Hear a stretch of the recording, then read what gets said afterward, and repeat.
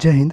चलिए आज हम देखेंगे क्लास 10th का ऑल फार्मूला, मैथमेटिक्स का ऑल फार्मूला 1 से लेकर 15 तक का, है ना। 1 से लेकर 15 तक टोटल चैप्टर, है ना।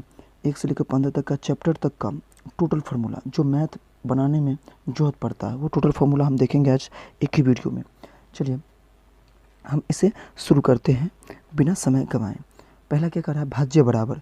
भाज्य बराबर क्या होता है, तो भाज्य बराबर होता है भाजक। भाज्य बराबर भाजक।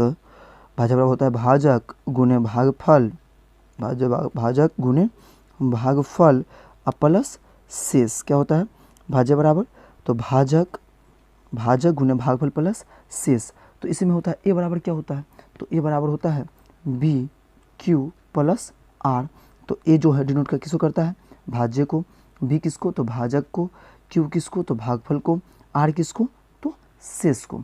चलिए अब इसका तीसरा फॉर्मूला देखते हैं क्या है, पहली संख्या गुने दूसरी संख्या। ये लगातार एग्जाम में भी आता है और इसलिए इसको आप गौर से देख लीजिए। पहली संख्या गुने दूसरी संख्या बराबर क्या होता है, तो इसका बराबर होता है SCF गुने LCM। क्या होता है SCF गुने LCM। उसके बाद चौथा देखिए a प्लस बी का होल स्क्वायर क्या होता है। a प्लस बी का होल स्क्वायर क्या होता है, तो इसका होल स्क्वायर होता है a square plus B square और plus 2ab। A square plus B square plus 2ab।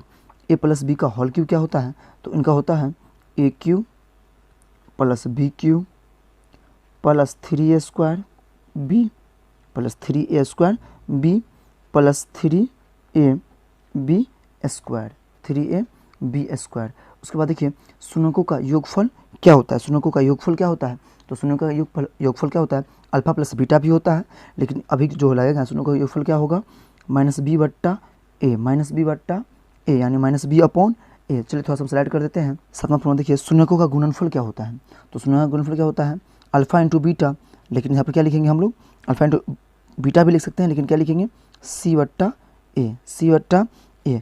और द्विघात बहुपद का सूत्र क्या होता है, द्विघात बहुपद बराबर, तो द्विघात बहुपद क्या होता है एक्स स्क्वायर। द्विघात बहुपद बराबर क्या होता है X square minus alpha plus beta into X plus alpha into beta equal to किसके, तो जीरो के बराबर होता है। किसके बराबर होता है, जीरो के बराबर होता है। फिर देखिए अल्फा नंबर देखिए alpha plus beta plus gamma बराबर क्या होता है, तो इनके किसके बराबर होता है, तो इसका जो सूत्र होता है माइनस बी बट्टा A minus B upon A. Alpha into beta plus beta into alpha plus alpha into gamma किसके बराबर होता है, तो इनका सूत्र होता है सी बट्टा ए यानी सी अपॉन ए, सी बट्टा A. Alpha into beta into gamma इसका सूत्र क्या होता है, तो इनका होता है माइनस डी बट्टा ए। त्रिघात बहुपद का सूत्र क्या होता है, तो आपको लगेगा एक्स क्यू माइनस यहाँ एक्स स्क्वायर को कोष्ट कर देते हैं, एक्स क्यू माइनस कोष्ट ओपन करके अल्फा प्लस बीटा और प्लस गामा कोष्ट बंद करके इसका क्या होगा साथ में इंटू एक्स स्क्वायर प्लस उसके बाद फिर से कोष्ट ओपन करेंगे alpha into beta plus beta into gamma और प्लस गामा इंटू अल्फ़ा। इसके साथ क्या होगा एक्स माइनस, उसको देखिए जगह नहीं है, स्पेस नहीं है, तो इसको या तो ऊपर लिख देते हैं या नीचे लिख देते हैं। तो हम क्या करेंगे नीचे ही लिख देते हैं अल्फ़ा इंटू बीटा इंटू क्या दिख रहे होंगे आपको, दिख रहा होगा, थोड़ा सा इधर कर देते हैं ताकि दिखे आपको alpha beta alpha plus alpha gamma into x minus alpha into beta और इंटू गामा इक्वल टू किसके बराबर होता है, ये जीरो के बराबर होता है। किसके बराबर होता है, जीरो के बराबर होता है। ठीक है, A1 बट्टा A2 B1 बट्टा B2 बराबर B1 बट्टा B2 और बराबर क्या C1 बट्टा C2। अगर ये कंडीशन अप्लाई होगा तो क्या सब लगेगा, अगर ये कंडीशन अप्लाई होगा तो क्या सब होगा। अगर ये कंडीशन रहता है किसी में तो क्या होगा संगत, क्या होगा संगत कॉमा संपाती, संगत कॉमा संपाती और क्या होगा इसका कॉमा अनेक हल। इसका क्या होगा कितना हल होगा अनेक हल। इसे अस्तित्व भी बोलते हैं। तो संगत यानी संगत होगा संपाती यानी ग्राफ जो इसका होगा ग्राफ संपाती होगा सर, ग्राफ क्या होगा संपाती होगा यानी एक ही रेखा पर होगा। इसका ग्राफ क्या होगा, एक ही लाइन पर होगा। और अगर रहे A1 बट्टा A2 है ना, और फर्स्ट कट जाए यानी फर्स्ट कटा हुआ रहे, क्रॉस किया रहे B1 बट्टा B2 और C1 बट्टा C2, पहला कट रहा है ना, तो क्या होगा, संगत संगत कॉमा संपाती, संगत कॉमा प्रतिच्छेदी हो जाएगा सर, सॉरी प्रतिच्छेदी हो जाएगा। जो पहला कट रहा है तो प्रतिच्छेदी, प्रतिच्छेदी क्या हो जाएगा, प्रतिच्छेदी। और क्या हो जाएगा इसका अद्वितीय हल। कौन सा हल, अद्वितीय हल, अद्वितीय हल, अद्वितीय हल। इसे विरोधी भी बोला जाता है, ठीक है। अद्वितीय हल दिख रहा होगा आपको, अद्वितीय हल, संगत प्रतिच्छेदी कॉमा अद्वितीय हल। अगर A1 बट्टा A2 बराबर B1 बट्टा B2 और नॉट इक्वल टू C1 बट्टा C2 रहे, जैसे देखिए ये A1 बट्टा A2 B1 बट्टा B2 और C1 बट्टा C2 था, यहाँ पर क्या है A1 बट्टा A नॉट इक्वल टू यानी नॉट इक्वल टू B1 बट्टा B2 और बराबर C1 बट्टा C2 रहेगा, तो संगत कॉमा प्रतिच्छेदी ग्राफ इसका कैसा बनेगा, प्रतिच्छेदी बनेगा और कैसा हल होगा, अद्वितीय हल होगा। इसी में A1 बट्टा A2 बराबर B1 बट्टा B2 और नॉट इक्वल टू C1 बट्टा C2 रहेगा, तो क्या बनेगा इसका असंगत, क्या बनेगा असंगत, असंगत कॉमा समांतर, असंगत समांतर। इसका जो ग्राफ होगा कैसा होगा, समांतर। देखिए संपाती का मतलब होता है एक ही लाइन पर, प्रतिच्छेदी का मतलब एक दूसरे को कट करेगा, और समांतर इसका मतलब बिल्कुल रेल के पटरी की तरह समान रहेगा, बिल्कुल ठीक है। समांतर, उसके बाद कोई हल नहीं, क्या होगा, कोई हल, कोई हल नहीं, इसे अविरोधी भी बोला जाता है, ठीक है। उसके बाद कहता है वर्ज गुणनखंड विधि से x का मान बताइए, वर्ज गुणनखंड विधि से x का मान बताइए। तो क्या होता है सूत्र, x बराबर, तो चलिए लिखते हैं B1 गुने C2, क्या होता है सूत्र, चलिए लिखते हैं B1 गुने C2 है ना, minus B2 C1, B2 C1 और बट्टा में इसको क्या हो जाएगा A1 B2 और minus A2 B1, sorry A2 B1, A1 B2 minus A2 B1 और क्या हो जाएगा y का मान क्या हो जाएगा, तो y का मान होगा C1 गुने A2 है ना, A2 माइनस C2 A1 और इसको जो अपॉन होगा यानी बट्टे में क्या होगा A1 B2 minus A2 B1। चलिए इसको एक बार ट्राई करते हैं फिर से। x बराबर क्या होगा B1 C2 minus B2 C1 और अपॉन यानी बट्टे में A1 B2 minus A2 B1। y बराबर क्या होगा C1 A2 minus C2 A1 और अपॉन बट्टे में A1 B2 minus A2 B1, ठीक है। d बराबर क्या होता है, तो d बराबर यानी d बराबर विवेचर ना, विविक्तर विवेचर जो भी बोलते हैं इसको आप, तो d बराबर क्या होता है b square minus 4ac, b square minus 4ac। x बराबर क्या होता है, एक फॉर्मूला जानते थे, minus b plus root d plus minus root d और बटा में क्या होता था 2a। यहाँ पर दो भागों में x का मान 2 बार निकाला जाता था, यानी 2 शून्य जो आप निकालते थे, एक x और x, यानी एक बार क्या लेते थे minus b plus root d बट्टा में 2a और एक बार लेते थे माइनस b है ना माइनस रूट d और बट्टा में 2a, यानी d का जो मान निकालते थे b स्क्वायर माइनस 4ac पर निकालते थे आप, ठीक है, निकालिएगा, ठीक है। चलिए 19 नंबर, आयत का क्षेत्रफल क्या होता है, तो आयत का क्षेत्रफल क्या होता है लंबाई गुने चौड़ाई, यानी लंबाई गुने क्या होगा चौड़ाई, लंबाई गुने चौड़ाई होता है, लंबाई गुने चौड़ाई। अब देखिए त्रिभुज का क्षेत्रफल क्या होता है, तो त्रिभुज का क्षेत्रफल क्या होता है जानते हैं 1/2, अब 9th में पढ़े होंगे, 1/2 गुने आधार गुने क्या होता है ऊंचाई, 1/2 आधार गुने ऊंचाई। चलिए अब दूरी का सूत्र क्या होता है, तो दूरी बराबर क्या होता है, आपको दूरी का सूत्र में जरूरत पड़ेगा, तो दूरी बराबर क्या होता है चाल गुने समय, क्या होता है चाल गुने समय, क्या होता है चाल गुने समय। अगर आपको फिर क्या पड़ेगा, देखिए थोड़ा सा a माइनस बी का होल स्क्वायर का पड़ेगा, a माइनस बी का होल स्क्वायर पड़ेगा। एक चीज़ और देख लीजिए इसमें, दूरी बराबर चाल गुने समय, तो समय बराबर पूछ देगा तो क्या होगा दूरी बट्टा चाल, समय बराबर क्या हो जाएगा दूरी बट्टा चाल, याद रखिएगा। अगर देखिए फिर से a माइनस बी का होल स्क्वायर पूछ दिया तो क्या होगा a स्क्वायर है ना प्लस बी स्क्वायर और minus 2ab, a square plus B square minus 2ab, A square plus B square minus 2ab। चलिए फिर से देखते हैं अब अंतर, यानी डी का मान क्या होता है। डी का मान क्या होता है, तो डी बराबर निकालने का सूत्र क्या होता है, पिछला पद माइनस अगला पद, है ना। यानी इसको जो निकालिएगा तो क्या निकलता है, डी बराबर क्या होता है, a2 minus a1, a2 minus a1, क्योंकि a2 माइनस a1, क्योंकि हम लोग जो है a1 को किससे डिनोट करते हैं, ए को पद से डिनोट करते हैं, तो क्या हो गया प्रथम पद से, तो a2 minus a1, a2 minus a1 यानी अगला पद माइनस पिछला पद, क्योंकि a1 जो होता है प्रथम पद होता है ना। तो चलिए अब उससे उसके अनुसार से देखते हैं an का मान क्या होता है। an का मान क्या होता है, an का मान होता है a plus n minus 1 equal to D, A plus n minus 1 equal to D. ठीक है, उसके बाद एस एन बराबर क्या होता है, तो एस एन बराबर होता है n/2, उसके बाद n/2 2a plus n minus 1 equal to D, है ना, डी। ठीक है, n/2 2a plus n minus 1 equal to D. ठीक है, इसको एस एन को शॉर्ट में कैसे भी ये भी लिखा जाता है कि n/2 प्लस, है ना, सॉरी n/2 इसको a plus L, A plus L. ठीक है, जैसे देख लीजिए n/2 है, इसमें से a निकाल लिए तो a रहा। अब इतना के जगह पर देखिए, इतना जगह पर हम n बैठा सकते हैं, n को l को और क्या होता है tn, ये सब एक ही होते हैं। ठीक है, an l और प्लस tn ये सब जो दिए रहते हैं एक ही होते हैं। तो समांतर माध्य बराबर क्या होता है, समांतर माध्य का तोड़ने का सूत्र क्या होता है, a प्लस सी बट्टा में 2, क्या होता है, a प्लस सी बट्टा में 2 होता है। समांतर माध्य बराबर क्या होता है, a प्लस सी बट्टा में 2। समांतर माध्य क्या होता है, a प्लस सी बट्टा में 2।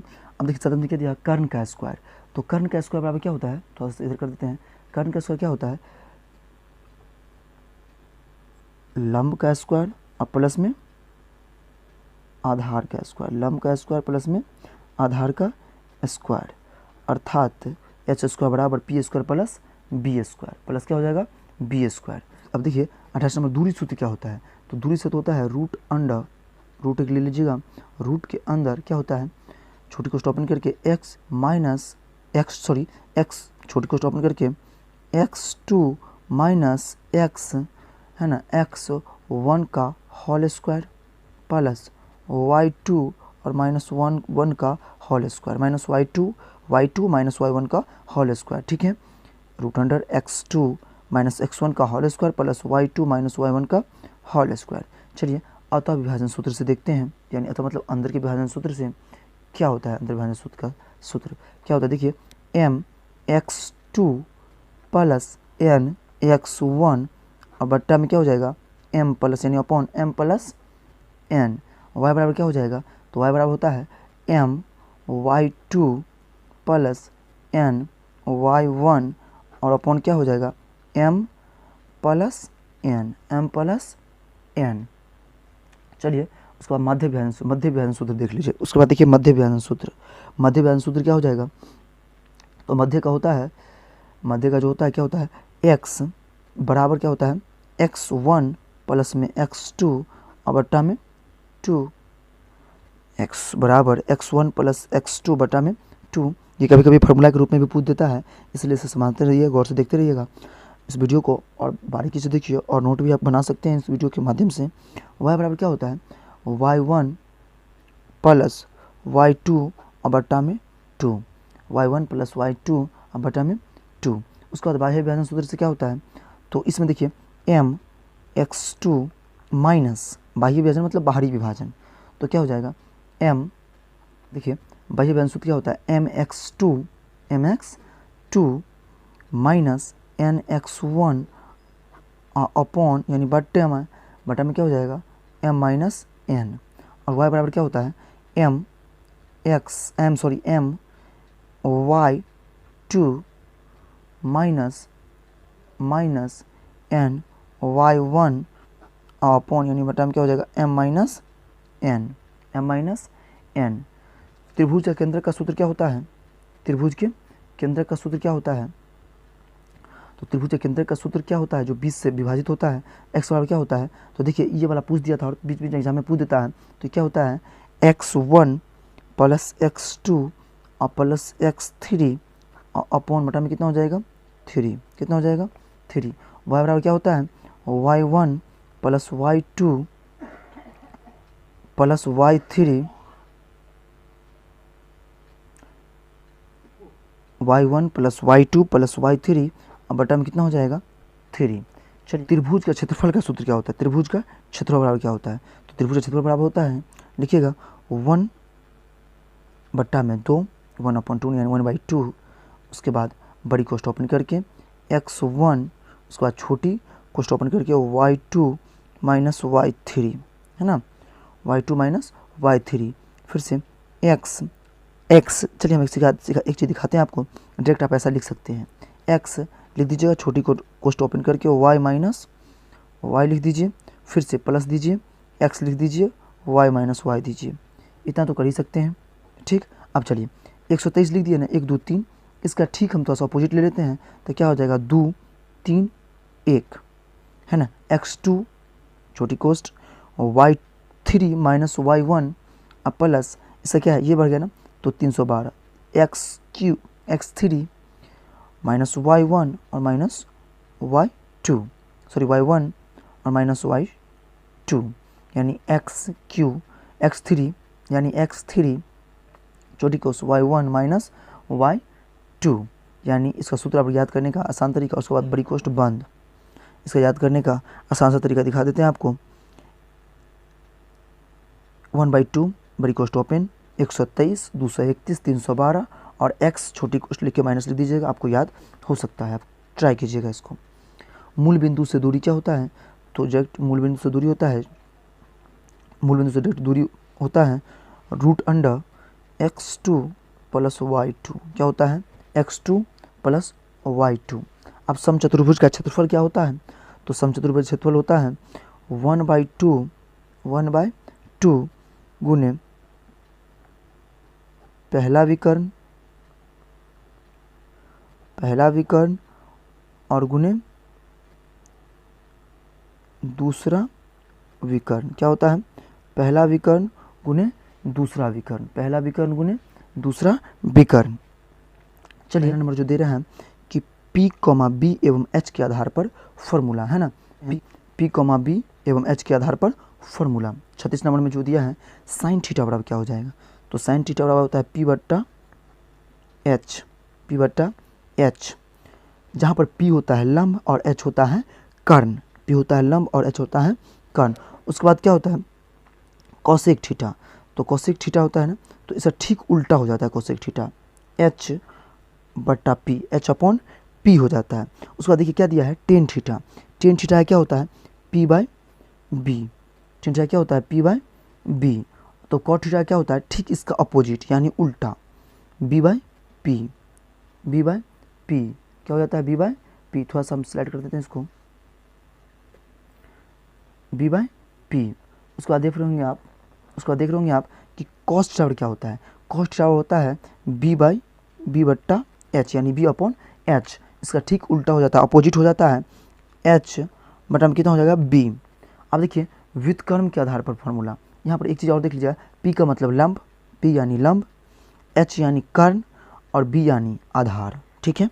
उसके बाद देखिएगा व्युत्क्रम के आधार पर, तो साइन थीटा बराबर क्या होता है, साइन थीटा तो 1 बट्टा कॉसेक थीटा, 1 बटा cosec theta, 1 upon cosec theta, तो कॉसेक थीटा क्या होगा भाई, तो कॉसेक थीटा होता है 1 अपॉन ठीक इसका अपोजिट साइन थीटा, क्योंकि यहाँ पर पहले ही बता दिए हैं कि व्युत्क्रम के आधार पर, व्युत्क्रम का मतलब होता है उल्टा, ठीक अपोजिट। अब क्या होता है देखिए, टेन थीटा, टेन थीटा का क्या होता है 1 बट्टा cot theta, 1 upon cot theta, ठीक है, और कॉट थीटा क्या होगा ठीक अपोजिट 1 अपॉन टेन थीटा, है ना, 1 बट्टा टेन थीटा। उसके बाद कॉस थीटा क्या होता है, कॉस थीटा क्या होता है, तो कॉस थीटा का डायरेक्ट होता है 1 अपॉन सेक थीटा, 1 बट्टा सेक थीटा, तो सेक थीटा क्या होगा, तो 1 अपॉन कॉस थीटा, क्या होगा 1 अपॉन कॉस थीटा। हम लोग वर्ग के आधार पर क्या होता है तो उसे हम शुरू करते हैं।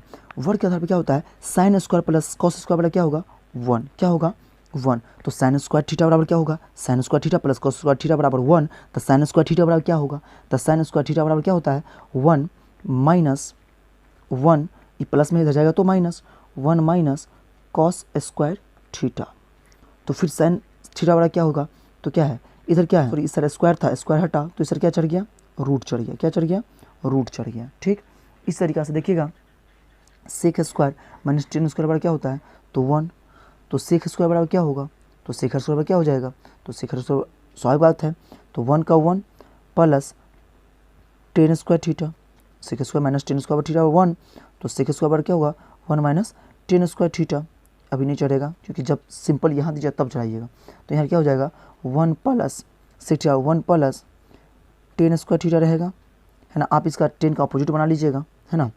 तो सेक थीटा क्या हो जाएगा, तो क्या था इधर स्क्वायर तो हटा, स्क्वायर हटा तो क्या चढ़ेगा, स्क्वायर हटा रूट चढ़ेगा। अब देखिए cosec square theta minus cot square theta बराबर कितना होगा 1, कितना होगा 1।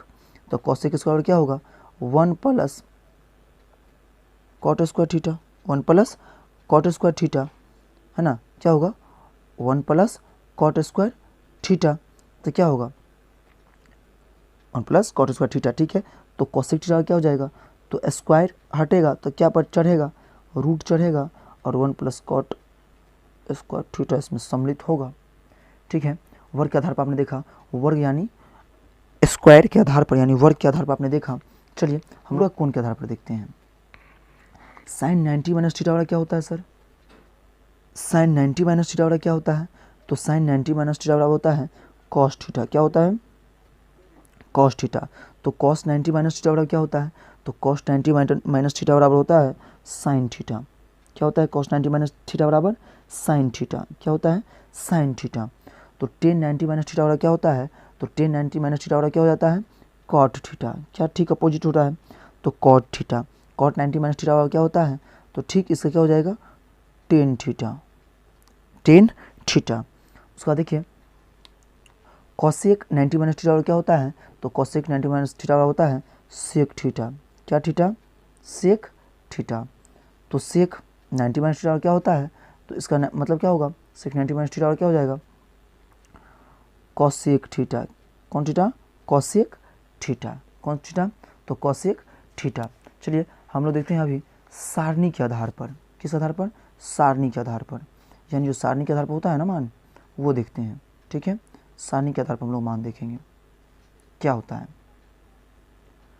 तो अनुपात, इसमें अनुपात 0 डिग्री का मान, 30 डिग्री का मान, 37 डिग्री का, 45 डिग्री का और 60 डिग्री का और 90 डिग्री का। ठीक है, इसका मान हम लोग अभी देखेंगे। ठीक है, तो चलिए इसे हम शुरू करते हैं। देखिए अनुपात में साइन 0 डिग्री का कितना होता है, तो 0 होता है। देखिए सर एक बात आपको कंपल्सरी कह दें कि इसका जो वीडियो है ना, इसका जो सारणी का आधार का जो वीडियो है, सारणी अनुपात वाला जो वीडियो है, इसका जो सारणी अनुपात वाला वीडियो है, इसका वीडियो हम विशेष एक वीडियो और बनाएंगे जिसमें शॉर्ट ट्रिक रहेगा, जिसमें डायरेक्ट निकालने का मान मतलब आपको याद नहीं करना पड़े और डायरेक्ट आपको वो निकल जाए, ये देंगे। ये विशेषकर आपको हम इसलिए दे दिए हैं ताकि फॉर्मूला में, इसलिए हम इसको विशेषकर लिख देते हैं। ठीक है, तो साइन 0 डिग्री का मान कितना होता है 0, और साइन 30 डिग्री का मान कितना होता है 1/2, 1/2। साइन 45 डिग्री का मान कितना होता है 1/में होता है, सॉरी √2, 1/में √2 कितना होता है 1/√2। और साइन 60 डिग्री का मान कितना होता है √3/2, √3/2। और साइन 90 डिग्री का मान कितना होता है, तो 1, साइन 90 डिग्री का मान कितना होता है 1। अब ठीक इसका अपोजिट करके उल्टा कर दीजिए आप, यानी कॉस जो 90 डिग्री का मान, साइन 90 डिग्री का मान होता है ना, वो कॉस। देखिए अब यहाँ पर देखिए जो साइन 60 डिग्री का मान है वो कॉस 30 डिग्री का मान होगा, तो कितना हो जाएगा √3/2। ये नो चेंज, इसमें कोई चेंज नहीं। जो साइन 45 का मान है वो कॉस 45 का मान वही होगा, तो 1/में √2। ठीक, अब जो साइन 30 डिग्री का मान है वो इसका 60 डिग्री का मान होगा, तो 1/2, 1/2। अब जो साइन 0 डिग्री का मान है वो कॉस 90 डिग्री का मान होगा, तो कितना हो जाएगा 0, कितना हो जाएगा 0। चलिए हम इसमें कॉसेक 30 डिग्री 0 डिग्री का मान देखते हैं। सेक 0 डिग्री का मान क्या होगा, इन्फिनिटी, यानी अपरिभाषित, जो अपरिभाषित चीज है। उसके बाद क्या होगा, तो 30 डिग्री का मान कितना होता है, तो 2 होता है, आपको याद करना पड़ेगा कितना होता है, तो 2 होता है। 45 का मान कितना होता है, √2 होता है, तो 2/√3 होता है। और 90 का मान कितना होता है, 1 होता है, कितना होता है, 1 होता है। ठीक सेक का ठीक ये उल्टा हो जाएगा, तो इसका 90 जो मान जो है वो यहाँ 1 हो जाएगा, देखिए 1, ये 2√3 है तो 2√3 हो जाएगा, है ना। √2 है तो ये कितना होगा, ये भी √2 रहेगा। ये 2 है तो ये कितना हो जाएगा, 2 रहेगा। ये जो है इन्फिनिटी, यहाँ भी पड़ेगा इन्फिनिटी, ठीक है। अब देखिए यहाँ 10 0 का मान कितना होता है, तो 0 होता है, कितना होता है, 0 होता है। अब इसका 10 30 का मान कितना होता है, तो 1/√3 होता है। यह आपको हम पहले ही बता देते हैं, ये निकालने के लिए एक विशेष वीडियो बनेगा, उसमें आप देख लीजिएगा। कितना होता है, 1√3 होता है। अब बताइए 10 45 का मान कितना होता है, तो 10 45 का मान कितना होता है, 1 होता है। अब 10 60 का मान कितना होता है, तो √3 होता है, √3 होता है। और 10 90 का मान कितना होता है, तो अपरिभाषित होता है, कितना होता है, तो अपरिभाषित होता है। अब देखिए cot 0 डिग्री का मान कितना होता है, तो ठीक इसका उल्टा, तो अपरिभाषित होगा। ये कितना है, 10 60 डिग्री का जो मान है वो 10 cot 30 डिग्री का मान होगा, तो कितना हो जाएगा, √3, 1 का 1 रहेगा, क्योंकि 1 45 डिग्री, तो 45 डिग्री भी 1 रहेगा। अब कितना 10 जो 30 डिग्री का मान है वो cot 60 डिग्री का मान होगा, है ना, तो कितना हो जाएगा, 1/√3, 1/√3। अब जो 10 0 डिग्री का मान है वो 90 डिग्री का मान होगा, तो 0, कितना हो जाएगा, 0, ठीक। अब चलिए आपने इसमें देख लिया, आप स्क्रीनशॉट भी ले सकते हैं। अब देखिए h का बराबर क्या होता है, हम आपको बताए थे कि बताएंगे h बराबर क्या होता है। h का मतलब होता है कर्ण, h का मतलब कर्ण। p का मतलब क्या होता है, तो बताए थे, तो क्या होता है, लंब। और b का मतलब आधार, क्या होता है, आधार। एक चीज़ देखिएगा, ये देखिए हमको देते हुए, ठीक है, इसका मतलब क्या होता है, सर इसका मतलब होता है अपरिभाषित, अपरिभाषित।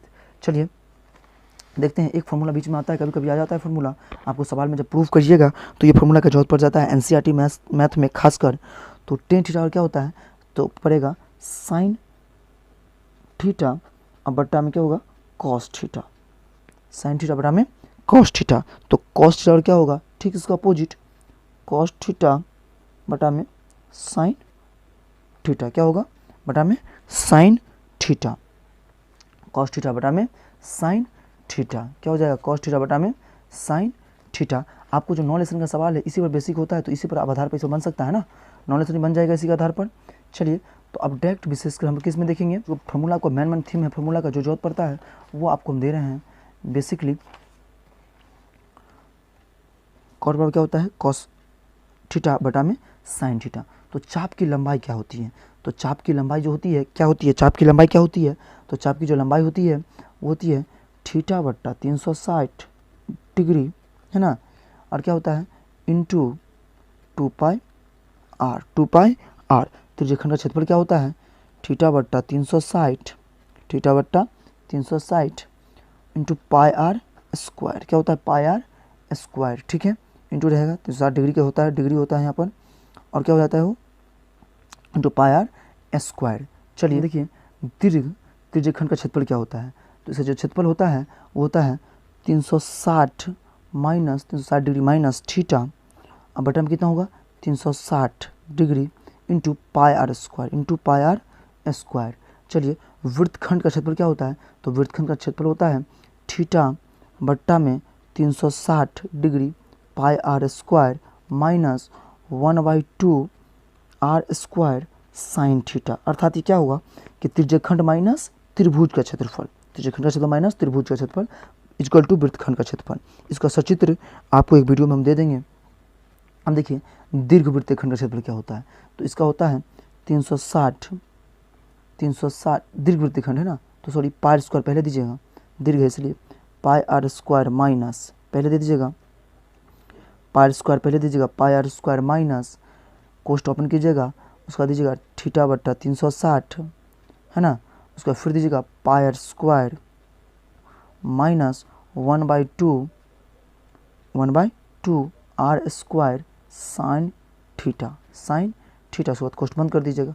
चतुर्थांश का क्षेत्रफल क्या होता है? तो चतुर्थांश का क्षेत्रफल होता है 1/4 pi R square, 1/4 pi R square. उसका वृत्त का व्यास क्या होता है? तो वृत्त का व्यास क्या होगा? आप नहीं जानते वृत्त का व्यास क्या होता है?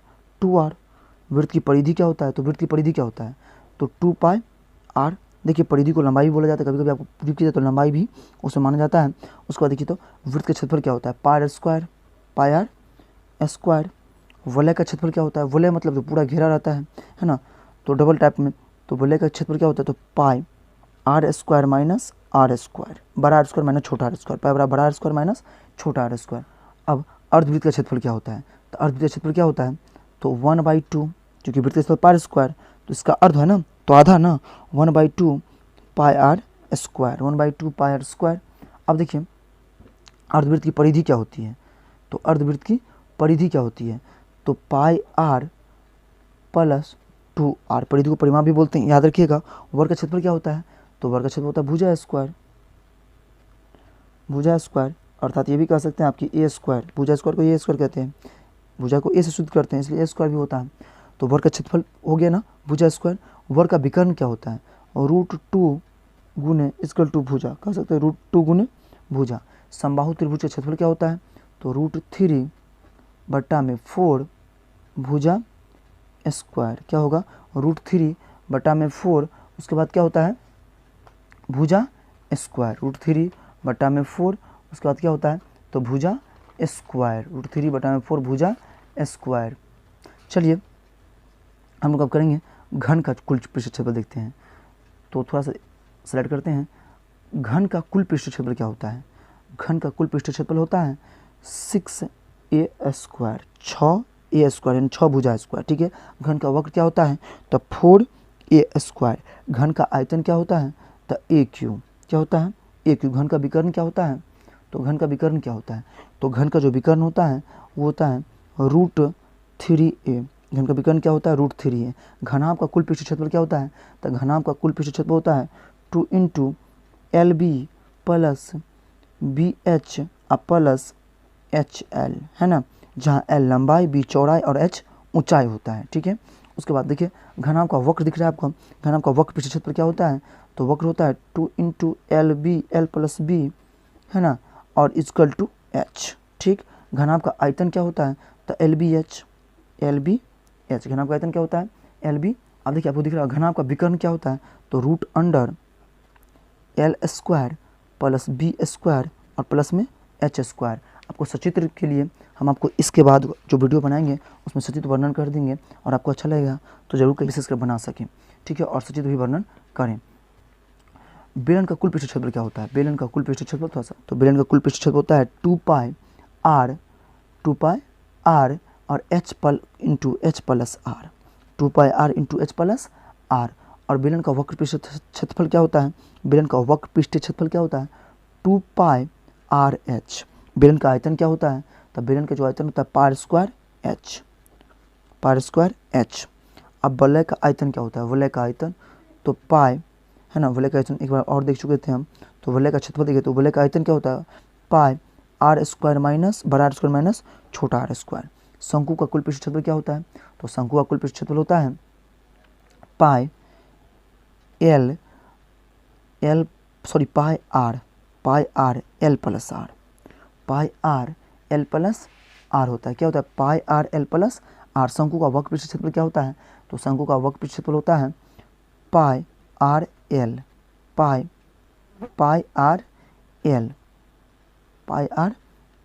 शंकु का आयतन क्या होता है? तो शंकु का आयतन जो होता है 1/3 1/3 पाई आर स्क्वायर एच, क्या होता है? Pi R square H. 73 number दिख रहा होगा आपको। शंकु का तिर्यक ऊंचाई क्या होता है? यानी शंकु का तिर्यक एल बराबर क्या होता है? शंकु का एल, है ना, एल यानी तिर्यक ऊंचाई, तिरछी ऊंचाई, एल को तिरछी ऊंचाई भी कहते हैं। तो देखिए क्या होता है? √h square plus R square. अब चलिए गोला का आयतन क्या होता है? 4/3 pi R cube, 4/3 pi R cube. गोला का कुल पृष्ठ क्षेत्रफल क्या होता है? गोला का कुल पृष्ठ क्षेत्रफल तो क्या होता है?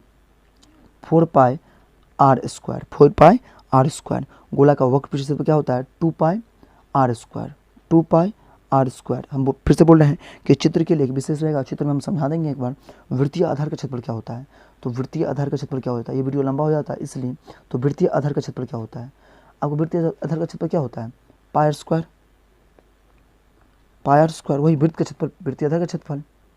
ठीक है, तो कभी कभी आपको पूछ देता रहता है कि यहाँ पर दिया रहता है मान, आपको प्रूव करना पड़ता है, इसलिए हम लिख दिए हैं। अब देखिए अर्धगोला का कुल पृष्ठ क्षेत्रफल क्या होता है, तो अर्धगोला क्या होता है 3 पाई आर स्क्वायर, और अर्धगोला का वक्र तो 2 pi square, 2 pi R square. R मतलब त्रिज्या जानते ही हैं, पाई मतलब पाई का मान 22/7 या 3.14 होता है।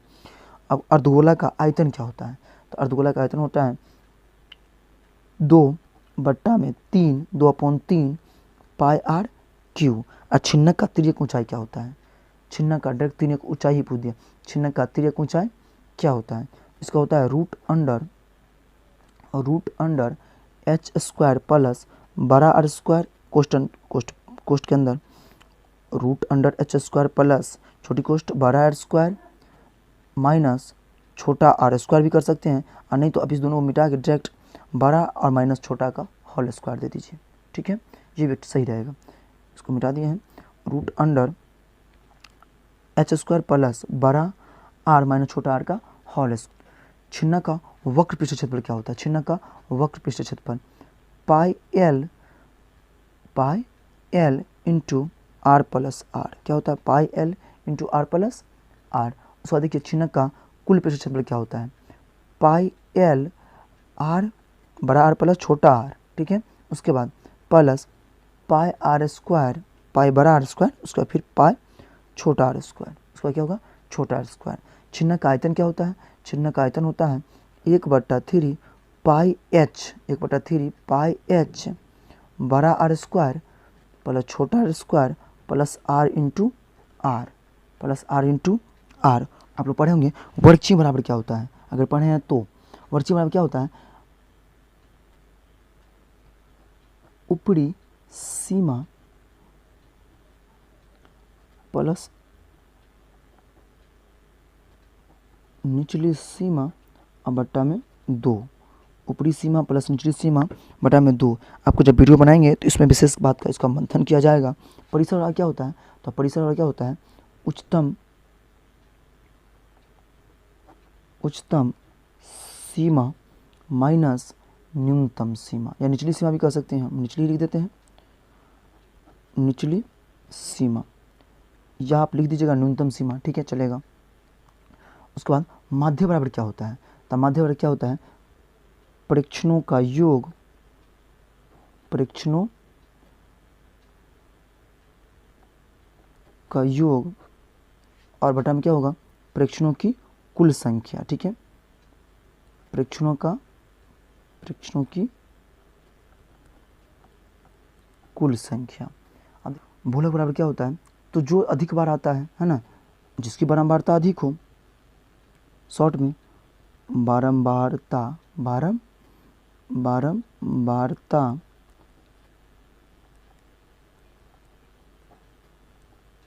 अधिक हो, माध्य विधि निकालने संबंधित है ना, माध्य विधि से निकालने से संबंधित। ठीक है, प्रत्यक्ष विधि वाला माध्य बराबर क्या होता है।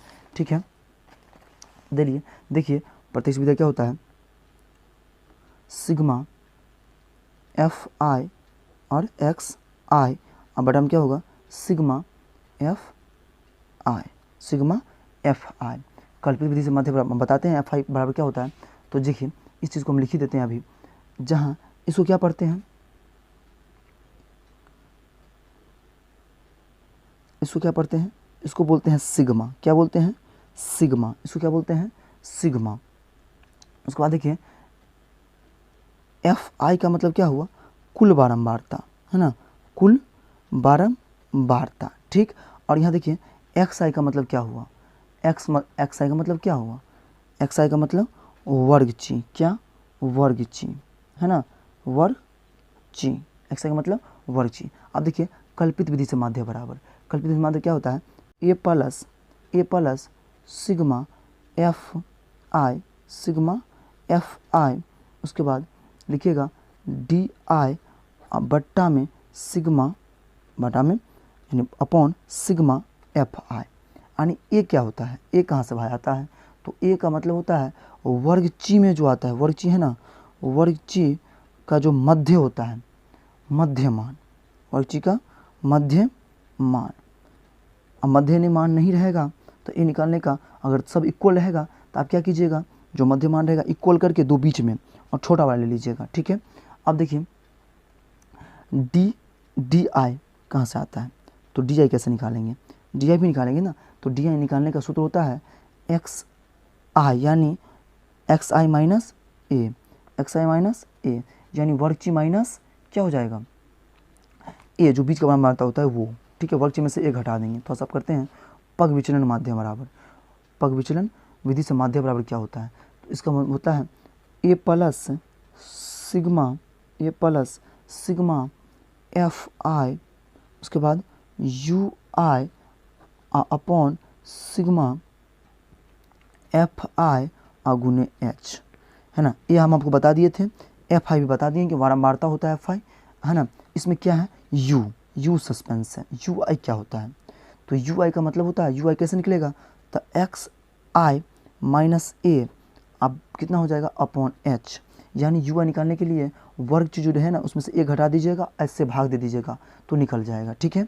यू, और यू का एक और होता है या यू बराबर डी एच कर दिया, यू बराबर डी एच, एच मतलब, अब एक चीज़ देखिएगा, एच मतलब क्या होता है, एच मतलब होता है वर्ग माप, एच का मतलब क्या होता है वर्ग माप, एच का मतलब क्या होता है वर्ग माप, यहाँ एच आया ना, एच आया ना, एच मतलब क्या होता है वर्ग माप। चलिए देखिए 90 माध्यक के लिए क्या होता है, अवर्गीकृत आंकड़ों के लिए माध्यक क्या होगा, जब बिल्कुल नहीं घटे तब, तो इसका होगा n प्लस 1 और बटा में 2, है ना। जब n क्या होगा, n विषम होगा तब, ये कंडीशन कब अप्लाई होगा, जब n विषम होगा तब, n प्लस 1 बटा में 2, यानी n प्लस 1 अपॉन 2। चलिए अब एक माध्यक होता है अवर्गीकृत माध्यक के लिए, जब ये तो विषम था और जब सम होगा तब क्या होगा भाई, तो ये हो जाएगा n बटा में 2 प्लस n बटा में 2 प्लस 1, है ना, प्लस 1 वे मान कह सकते हैं आप, वे मान, इसका जो वे मान होगा ना इसको भी कह सकते हैं n वे मान, ठीक है। और ये क्या होगा, किसके बराबर होगा, और भागा दे दीजिएगा 2, है ना। n जब ये कब करेगा, जब n सम होगा तब, n जब सम होगा तब इसका मान रहेगा, ठीक है। अब देखिए तो ऊपर करते हैं वर्गीकृत आंकड़ों के लिए माध्यक बराबर क्या होता है, वर्गीकृत के लिए, तो इसके लिए होता है एल प्लस, है ना, छोटी कोष्ठ ओपन कर दीजिएगा, n बटा में 2, n बटा में 2 माइनस सी एफ अब बटा में क्या होगा f1 अपॉन f1, और गुने क्या होता है h, गुने क्या होता है h। अब l मतलब क्या होता है, l का मतलब हो गया माध्यक वर्ग की निम्न सीमा, माध्यक वर्ग की क्या हो जाएगा निम्न सीमा, कौन सीमा, निम्न सीमा, माध्यक वर्ग की निम्न सीमा हो जाएगा, ठीक है, माध्यक वर्ग की निम्न सीमा। अब देखिए n बराबर क्या होगा, n बराबर क्या होगा बारंबारताओं का योग, यानी प्रेक्षणों का योग और बारंबारताओं का योग जो होगा उसी को n बोलते हैं, ठीक। अब देखिए सी एफ बराबर क्या होगा, तो सी एफ बराबर हो जाएगा आपको माध्यक वर्ग की ठीक पहले की संचयी बारंबारता, यानी हम इसको लिख ही देते हैं माध्यक वर्ग की ठीक पहले की संचयी बारंबारता, ठीक है। एफ तो जानते हैं आप, है ना, एफ माध्यक वर्ग की बारंबारता हो जाएगा, आप तो जानते हैं ना, माध्यक वर्ग की बारंबारता, F1 जो होगा क्या होगा माध्यक वर्ग की बारंबारता, माध्यक वर्ग की बारंबारता F1, ठीक। और H क्या रहेगा, H तो जानते हैं वर्ग माप, तो H नहीं लिख रहे हैं हम क्योंकि H में लिखा दिए थे, तो H हो जाता है वर्ग माप। चलिए तो ऊपर करते हैं बहुलक के लिए, देखते हैं अवर्गीकृत बहुलक के लिए क्या होगा, बहुलक के लिए जिसकी बारंबारता अधिक हो, हम पहले बता चुके हैं आपको, जिसकी बारंबारता क्या हो अधिक हो, इसकी बारंबारता अधिक हो। अब वर्गीकृत के लिए क्या हो जाएगा, तो वर्गीकृत के लिए क्या होता है L प्लस, है ना, छोटी कोष्ट ओपन कर लीजिएगा, F यानी बड़ी कोष्ट जो भी कीजिए, F1 minus F0, F1 minus F0, 2F1 minus F0 minus F2 और गुने क्या होगा H, गुने क्या हो जाएगा H, गुने H। तो भाई यहाँ पर किस सब का मान क्या होता है वो देखते हैं हम, ठीक है, आप ले सकते हैं स्क्रीनशॉट। अब किस सब का मान क्या होता है वो थोड़ा देख लेते हैं। अब L जो है क्या है, बहुलक वर्ग की निम्न सीमा, बहुलक वर्ग की निम्न, बहुलक वर्ग की निम्न सीमा, सॉरी सीमा है, बहुलक वर्ग की निम्न सीमा, ठीक। अब उसके बाद देखिए, उसके बाद क्या है F1, तो बहुलक वर्ग की बारंबारता, बहुलक वर्ग की बारंबारता। अब उसके बाद देखिए एक चीज़ और है, क्या F0 क्या होगा, तो F0 क्या हो जाएगा, बहुलक वर्ग की ठीक पहले की बारंबारता, ठीक पहले की बारंबारता, बहुलक वर्ग की ठीक पहले की बारंबारता। तो उसके बाद भाई F2 क्या होगा, तो F2 होगा बहुलक वर्ग की ठीक बाद की बारंबारता, नीचे से जैसे F0 होता है, F1 होता है, F2 होता है, तो ठीक बाद की बारंबारता, H क्या होता है, H क्या होता है हम आपको बता देते हैं, वर्ग माप होता है, वर्ग माप यानी वर्ग अंतराल भी आप कह सकते हैं इसको, वर्ग अंतराल जो होता है ना वही होता है, ठीक, वर्ग अंतराल या वर्ग माप कह सकते हैं इसको। देखिए थोड़ा सा इधर कर दिए हैं, अच्छा वर्ग माप या वर्ग। चलिए कुछ महत्वपूर्ण सूत्र देख लेते हैं। 3 गुने माध्यक है ना, 3 गुने माध्यक का सूत्र क्या होता है, तो इसका सूत्र होता है बहुलक, इसका सूत्र क्या होता है, तो बहुलक प्लस 2 गुने माध्य, बहुलक प्लस 2 गुने माध्य, माध्य माइनस बहुलक इक्वल टू, तो 3 छोटी कोष्ठ देके माध्य माइनस बहुलक, माध्य माइनस बहुलक। आपको चैनल अच्छा लगा तो सब्सक्राइब जरूर कीजिएगा। माध्य माइनस बहुलक, मिलानची है ना, मिलानची क्या होता है, देखिए तो मिलानची को किसे डिनोट करते हैं, जैसे देखिए हम 5 का मिलानची हम आपको दे देते हैं, तो 1 2 1 2 3 4 और 5, इसको बोलते हैं मिलानची, ठीक है। ये पूछ देता है कभी कभी एग्जाम में, तो मिलानची इसी को होता है, जो मिलाते हैं उसी को मिलानची हम बोलते हैं। अब देखिए ताश में कुल कितना पत्ते होते हैं, तो 52। प्रयक्ता के बराबर क्या होता है, तब प्रयक्ता बराबर क्या होता है PE है ना, आप PE नहीं बराबर कितना 1, कितना 1 है ना, आप PE नहीं बराबर क्या होता है भाई 1, प्रयक्ता बराबर यही होता है, ठीक है। इसका योग कितना होता है, तो इसको हम ये भी लिख सकते हैं, प्रयोक्ता बराबर ये भी लिखा जाता है कि अभिप्रयोगों का संख्या, अभिप्रयोगों की संख्या और बट्टा में क्या होता है कुल संख्या, बट्टा में क्या होता है कुल संख्या, बट्टा में कुल संख्या। पासा में कितने अंक होते हैं, तो 6 अंक होते हैं। सिक्का के कितना पहलू, 2 हेड और टेल होते हैं। और समूह घटना की प्रयोक्ता कितना होती है, तो 0 होता है। कितनी होती है देख लीजिए, 0 होता है। अब देखिए प्रयोक्ता बराबर क्या होता है PE प्लस PE नहीं, इसको यहाँ पे हम लिख दिए हैं, तो प्रयोक्ता बराबर ये भी सूत्र होता है और इसको बोला जाता है अभिप्रयोगों की संख्या बट्टा में कुल संख्या, अभिप्रयोग की संख्या बट्टा में कुल संख्या।